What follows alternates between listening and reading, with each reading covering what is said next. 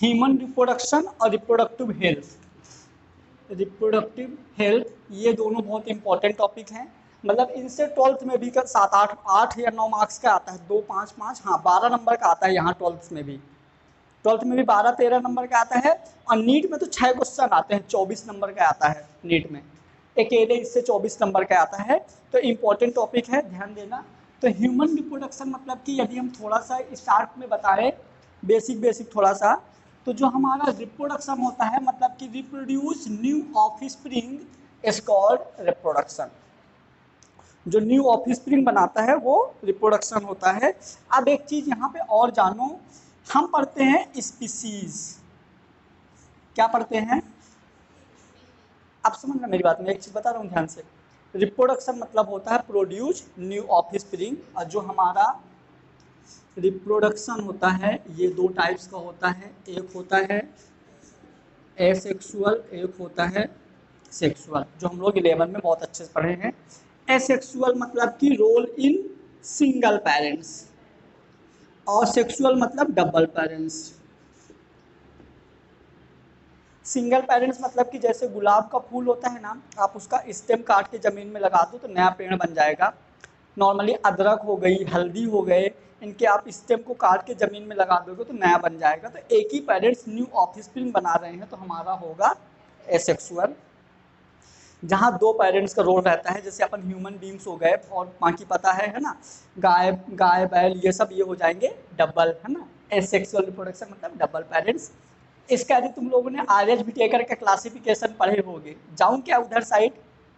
आर्यस Whittaker पढ़े हो, 5 kingdom classification 11th में पढ़े हो। मोनेरा, प्रोटिस्टा, माइकोटा, फंजाई, ये सब पढ़े हो। तो मोनेरा के बाद प्रोटिस्टा, प्रोटिस्टा में पहली बार सेक्सुअल रिप्रोडक्शन देखा गया था। रहने देते हैं, नहीं तो दिक्कत होगा, अभी बाद में अपन इसको देख लेंगे, है ना। तो अभी अपने को इस चैप्टर में मतलब कि ह्यूमन रिप्रोडक्शन, ह्यूमन आएगा सेक्सुअल रिप्रोडक्शन में, असेक्सुअल रिप्रोडक्शन में डबल पेरेंट्स। डबल पेरेंट्स मतलब कि मेल और फीमेल। डबल पेरेंट्स मतलब मेल और फीमेल। अब मैं बोला कि produce new offspring is called reproduction, तो अब स्पीसीज की डेफिनेशन क्या होगी? मतलब कि जो फर्टाइल ऑर्गेनिज्म प्रोड्यूस करेगा वो हमारा स्पीसीज होगा। क्लियर? जैसे कि हम लोगों का यदि बच्चा जो प्रोड्यूस होगा, यदि वो सिक्सर है तो क्या स्पीसीज होगा? क्योंकि स्पीसीज की डेफिनेशन क्या है? प्रोड्यूस फर्टाइल ऑर्गेनिज्म, मतलब वो ऑर्गेनिज्म जो फर्टाइल हो। क्लियर? तो यहाँ पे जैसे और एग्जांपल बताओ, एक तो हो गया ये, और एग्जांपल, यदि आप घोड़ा की शादी गधी धा, यही होगा ना गधी, यदि आप घोड़े की शादी गधी से कर दो तो अपने को हिन्नी मिलेगा, खच्चर। ये वैष्णो देवी जाते हैं तो उसमें बैठ के ऊपर जाते हैं। क्लियर? तो यदि आप घोड़े की शादी गधी से कर दो तो आपको हिन्नी मिलेगा, खच्चर मिलेगा। ये क्या है? स्पीसीज है कि नहीं है? स्पीसीज है कि नहीं? मतलब अब हिन्नी की शादी नहीं होगी किसी से, तो ये क्या हो गया? स्पीसीज नहीं है, मतलब अब इसमें रिप्रोडक्शन की पावर नहीं है। ये सेम टू सेम ऐसा हो गया जैसे अपन लोगों में ये, यदि आप घोड़ी की शादी गधा से करवा दो तो अपने को जो मिलेगा, 2 टाइप्स के ऑर्गन्स रहते हैं। एक रहता है primary sexual organ, secondary sexual organ. Female में भी 2 टाइप्स के ऑर्गन्स होते हैं, primary sexual organ, secondary sexual organ. Clear हुआ? प्राइमरी सेक्सुअल ऑर्गन मतलब मेल में टेस्टिस, फीमेल में ओवरी। ओवरी में बनेगा ओवम या एग, इस टेस्टिस में बनेगा स्पर्म। एग और स्पर्म को हम, यदि स्पर्म को हम मेल गैमीट्स बोले तो दिक्कत है क्या? स्पर्म को मेल गैमीट्स बोलेंगे और ये हैप्लॉन्टिक होता है, मतलब सिंगल न्यूक्लियस होता है। और फीमेल को हम एग बोलेंगे, मतलब कि फीमेल में जो एग होगा ये फीमेल गैमीट्स होगा, जो एन होगा। अब मेरी बात सुनना ध्यान से, एक चीज़ यदि रिलेट कर सकते हो तो बहुत अच्छी बात है। जो हमारा एन होता है ना, हमारी पूरी बॉडी, पूरी की पूरी बॉडी हमारी 2n होती है। क्या होती है? हमारी बॉडी में जितनी भी सेल्स हैं सारी के सारे सेल्स 2n हैं। मतलब हमारे एक सेल में न्यूक्लियस जो है डिप्लॉन्टिक है, लेकिन फीमेल के ओवरी में ये हेप्लॉन्टिक है और स्पर्म ये हेप्लॉन्टिक है। मतलब कि यदि फीमेल बॉडी का ब्लड एग के कांटेक्ट में आ जाए तो फीमेल कभी मां नहीं बन पाएगी। मेल बॉडी का ब्लड कभी स्पर्म, यदि जो एन है, यदि स्पर्म मेल के ब्लड के कांटेक्ट में आ जाए या फीमेल के ब्लड के कांटेक्ट में आ जाए तो भी मां नहीं, यानी कि वो पापा नहीं बन पाएंगे। क्यों? क्योंकि हमारी बॉडी को ऐसा लगेगा कि स्पर्म फॉरेन पार्टिकल्स हैं। जैसे हमारी बॉडी में यदि बैक्टीरिया का इन्फेक्शन होता है तो तुम लोग देखे होगे, जैसे मच्छर काट दिया कुछ भी तो एलर्जी टाइप का हो जाता है। कभी मच्छर काटा है तो सूजन हुआ है वहाँ पे, क्यों होता है? वो मच्छर काट दे या कहीं पे मतलब कुछ कांटा चुभ जाए तो नॉर्मली वहाँ पे सूजन टाइप का हो जाता है, हल्का गर्म हो जाता है, सूजन हो जाता है, रेडनेस हो जाता है। ऐसा क्यों होता है?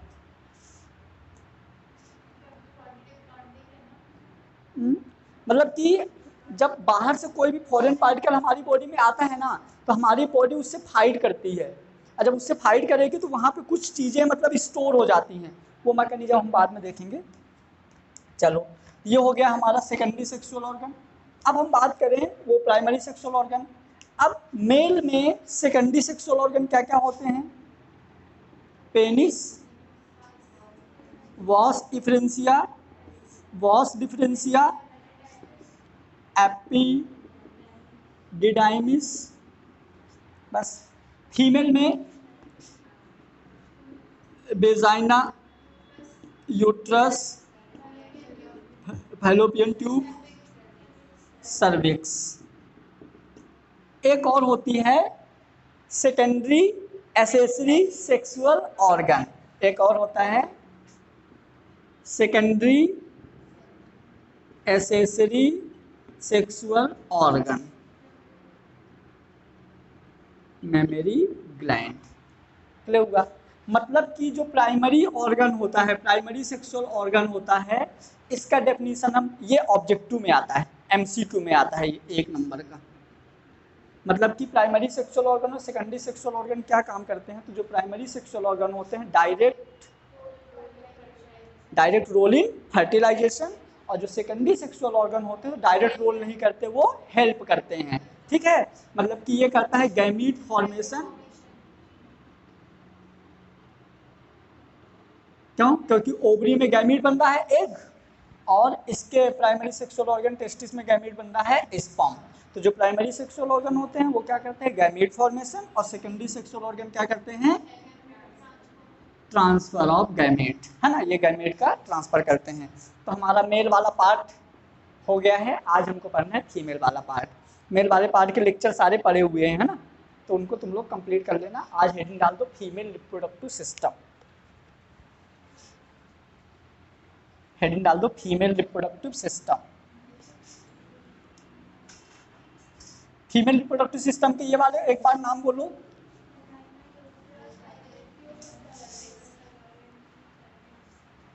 वेजाइना, यूट्रस, फैलोपियन ट्यूब और सर्विक्स, ये सेकेंडरी होते हैं। और प्राइमरी ओवरी।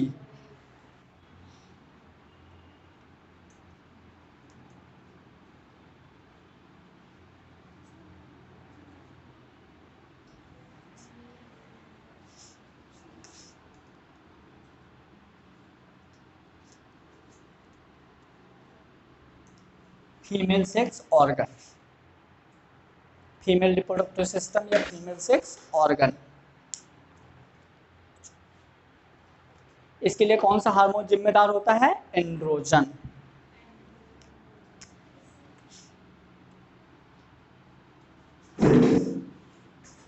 एंड्रोजन।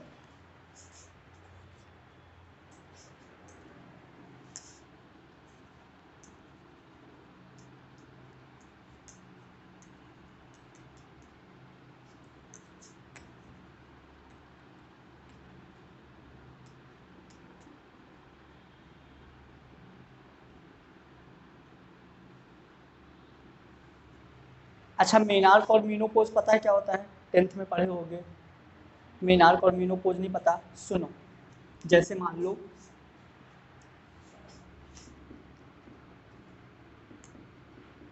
टुक टुक, अरे वाह रिमझिम, क्लियर। कौन है टुक टुक और रिमझिम? टुक टुक यानी मेल, रिमझिम यानी फीमेल, क्लियर। टुक टुक और रिमझिम मतलब कि स्पर्म और एग दोनों की शादी हुई, डैश डैश और कॉन्ग्रेचुलेसन, हैप्पी। अब ये जो हैप्पी भैया हैं या भैई मतलब बहन, बहन या भाई जो भी हैं, यदि ये फीमेल है, अभी हम लेके चलते हैं जो फीमेल है जस्ट आज ही पैदा हुआ तो भी एक ही दिन का है कि 9 महीने 1 दिन, कैसे कैलकुलेट करते हैं? जो आज पैदा हुआ है वो 1 दिन का है कि 9 महीने 1 दिन का? क्लियर ना, 1 दिन का है। ये 1 दिन से 13 साल तक, 13 साल तक में इसको हम बोलेंगे 13 साल के, मतलब जैसे 1 दिन इस डेट से ना, इसके 13 साल बाद, एकदम अप्रोक्स 13 साल नहीं होता, 13 से 15 ले लेते हैं अपन, तो जिस दिन इसका फर्स्ट टाइम मेंस्ट्रुएशन साइकिल होती है, फीमेल में जो फर्स्ट मेंस्ट्रुएशन साइकिल होती है वो मीनार्क होता है, मतलब कि फीमेल कैरेक्टर का डेवलप होना, क्लियर हुआ। तो उस एज को हम बोलते हैं, ये ऑब्जेक्टिव के क्वेश्चन है तुम लोगों के, ऑब्जेक्टिव क्वेश्चन है मीनार्क, मतलब जिस दिन उसका मेंस्ट्रुएशन साइकिल का पहला दिन होता है वो मीनार्क होता है, और उसी दिन से फीमेल मां बनने लायक हो जाती है, मतलब 13 साल से वो मां बन सकती है, कितने साल तक? 50 साल तक। ये 50 ईयर जो है ये मीनोपोज होता है। क्या होता है? मीनोपोज, मतलब मीनोपोज यानी कि 50 साल के बाद कोई भी फीमेल मां नहीं बन सकती। क्यों? रीजन क्या है? इस दिन से मां बनना, मतलब कहाँ गई 13 साल, हाँ, इस दिन से मां बनना शुरू हो सकती है और इस दिन तक मां बनना मतलब बंद, मतलब 13 साल से मां बन सकती है, 13 साल के पहले मां नहीं बन सकती, 50 साल के बाद मां नहीं बन सकती, क्योंकि हाँ यहाँ से मेंस्ट्रुएशन साइकिल शुरू होती है और यहाँ मेंस्ट्रुएशन साइकिल खत्म, इनके बीच में मेंस्ट्रुएशन साइकिल होती है, और जब जब मेंस्ट्रुएशन साइकिल होगी तब तब कोई भी फीमेल माँ बन सकती है, क्लियर हुआ। तो मेंस्ट्रुएशन साइकिल का स्टार्ट,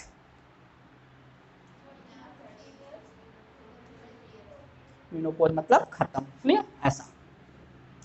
तो चलो ये हो गया। अब इसके बाद हम देखेंगे जो फीमेल होता है, तो अब देखो हैप्पी भैया आने के लिए यहाँ स्पर्म बनना चाहिए और यहाँ पे एग बनना चाहिए, तो अभी हम देखेंगे फीमेल सेक्सुअल ऑर्गन में, स्टार्टिंग से देखेंगे तो सबको समझ में आ जाएगा, क्लियर, क्योंकि अभी इन लोगों को फीमेल नहीं पढ़ाए हैं, है ना।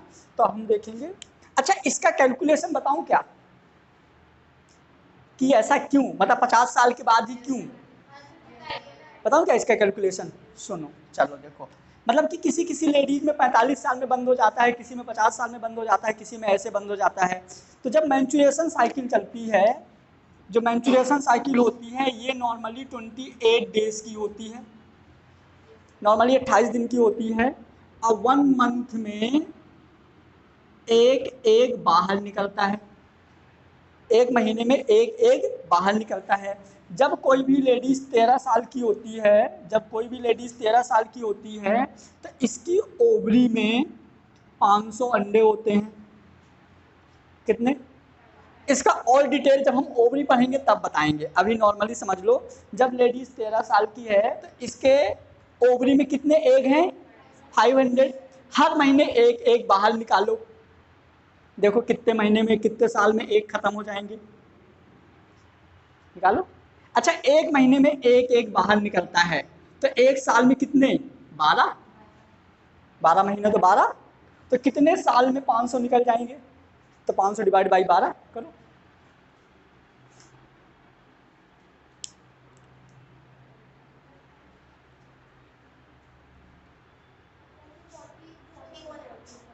कितना? 41 अप्रोक्स, ठीक है, मतलब कि यहाँ से हो गए हमारे 41, 41 में सारे एक खत्म, लेकिन लड़की पहले से भी तो 13 साल की थी, तो प्लस 13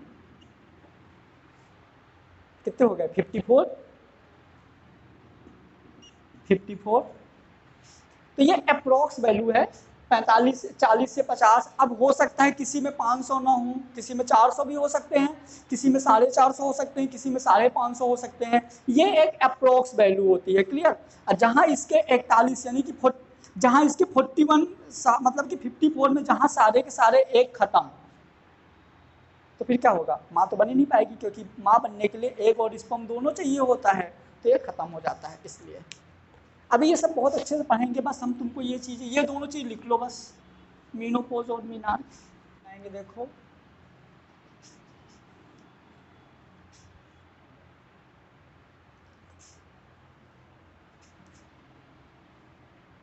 अपन देखेंगे, देखो फीमेल सेक्स ऑर्गन में सबसे ऊपर, चलो यदि हम लेग्स की बात करें तो ये राइट वाला पैर है कि उल्टा, मतलब राइट है कि लेफ्ट है? रुक जाओ, तुम दोनों नहीं, तुम दोनों बताओ, ये राइट वाला लेग्स है कि ये राइट है कि ये राइट है, कौन सा राइट है?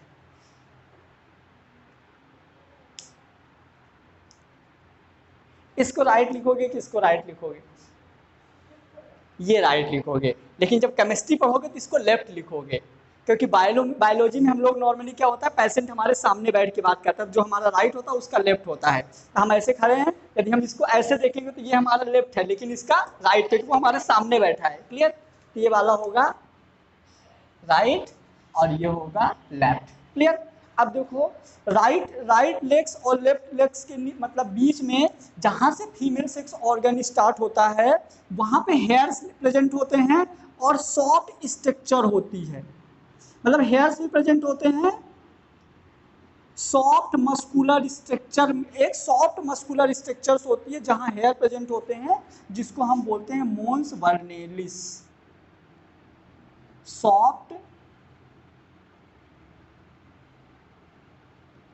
मस्कुलर स्ट्रक्चर होता है जिसको हम बोलते हैं मोन्स वर्नेलिस। ये हो गया पहला, क्लियर। क्या बोलेंगे इसको, मोन्स वर्नेलिस, क्लियर। ये वाला पार्ट हो गया पहला। दूसरा हम देखेंगे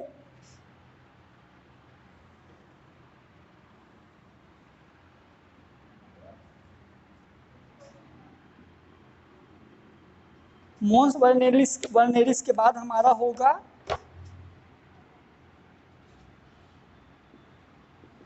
लेबिया मेजोरा। मैंने बताया था लेबिया मेजोरा बताया था, homologous organ of scrotum sac. अभी तुम लोगों को स्क्रोटम सैक नहीं पता क्या होता है? स्क्रोटम सैक, टेस्टिस कहाँ रहती है मेल में? 10th में बिल्कुल नहीं पढ़े क्या तुम लोग? मेल में टेस्टिस कहाँ होती है ना? पढ़ के आना घर से, लेक्चर देख के आना, ठीक है। लेबिया मेजोरा ये होता है स्क्रोटम सैक। मतलब कि अब देखो दोनों में कॉमन क्या है, जो मतलब कि जो वेजाइना वाला पार्ट है इतने के अंदर है पूरा, मतलब ऊपर हेयर्स प्रेजेंट होते हैं मोन्स वर्नेलिस में, जो दोनों लेग्स के बीच में पार्ट होता है मोन्स वर्नेलिस वहाँ प्रेजेंट होते हैं। एक बाहर होती है लेबिया मेजोरा, यहाँ भी हेयर्स प्रेजेंट हैं, और इतने पूरे पार्ट में वेजाइना कवर होता है। इसके जस्ट नीचे होता है लेबिया माइनोरा।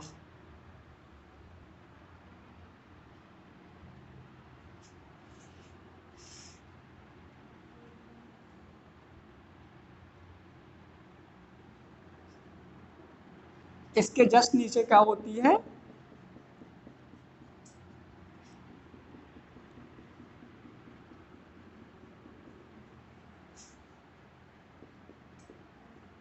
ये है लेबिया माइनोरा, क्लियर हुआ, ठीक है। लेबिया मेजोरा और लेबिया माइनोरा। अब क्या होता है, जैसे नॉर्मली ये फोल्डेड स्ट्रक्चर होती है, क्लियर। ये फोल्डेड स्ट्रक्चर मतलब ऐसे होती है, जैसे ये हमारा, ये नॉर्मली ये यहाँ पे हेयर्स प्रेजेंट है तो ये लेबिया मेजोरा है।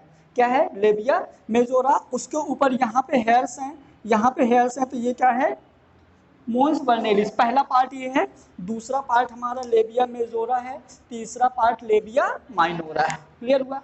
अब समझना दोनों में डिफरेंस क्या है, बहुत बार पूछा जाता है लेबिया मेजोरा और लेबिया माइनोरा में डिफरेंस क्या है। तो जो लेबिया मेजोरा होता है आउटर कवरिंग होती है जहाँ पे हेयर्स प्रेजेंट होते हैं, जो लेबिया माइनोरा होता है वो इनर कवरिंग होती है। और रियल में ये ऐसी दिख रही है, ऐसी नहीं है। रियल में कैसी है, मतलब एक पतली लेयर होती है जो फोल्डेड होती है। ये जो लेबिया माइनोरा है रियल में ये ऐसे है, ज्यादा बड़ा फट गया है।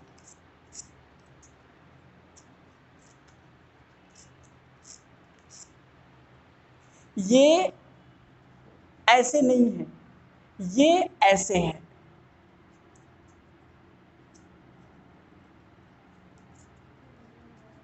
ये ऐसे फोल्डेड है। क्या है, ऐसे फोल्डेड। क्या होता है, ये ऐसे फोल्डेड है और जब ये फोल्डेड है तो इसका साइज छोटा होता है। क्या होता है, जब फोल्डेड है तो साइज क्या होता है, छोटा। आप अंदाजा करिए कि जब पार्चुरेशन होता है, जब बच्चा बाहर आता है तो बच्चा, एक सेकंड रुक जाओ।